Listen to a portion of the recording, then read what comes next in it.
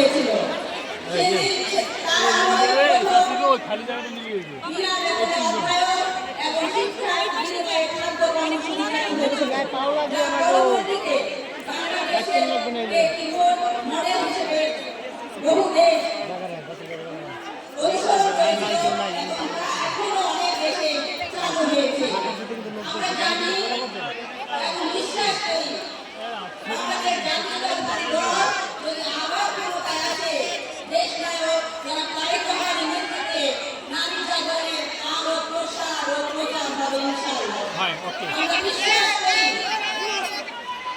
আমরা বিশ্বাস করি তারেক রহমান সাহেব যে উদ্যোগ নিয়েছেন তাতে আপনারা অবশ্যই সম্মিলিত লইয়ে ভিতরে ঢুকবে যদি না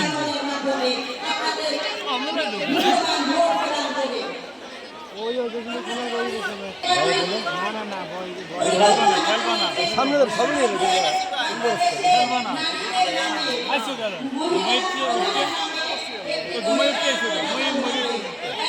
মাটি দিয়ে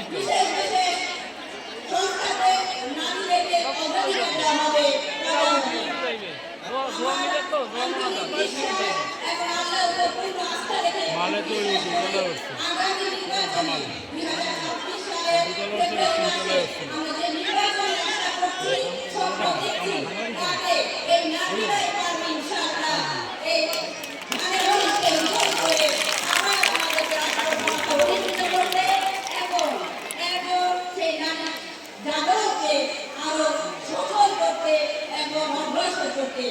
আমি আপনাদের আবারও ধন্যবাদ জানাই এবং স্বাগত জানাই এবং আমাদের অক্ষমতাকে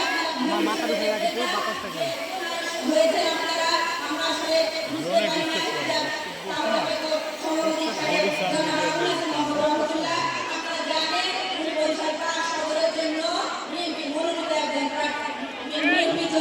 প্রত্যাশা করছেন মূল্যায়ন প্রত্যাশিত একজন প্রার্থী। আমার আশা মা বোনরা দোয়া করবেন যার মাধ্যমে দেশে অঞ্চলের এবং জনগণের কল্যাণ হবে। আল্লাহ যেন আমাদের সেই প্রার্থীকেই নির্বাচিত করেন। আমি আবারও আপনাদের কাছে ধন্যবাদ জানাচ্ছি। আমার আমি অনেকদিন মাইকের সামনে আসি নাই। আল্লাহ আমাদের সবার সময় হোক।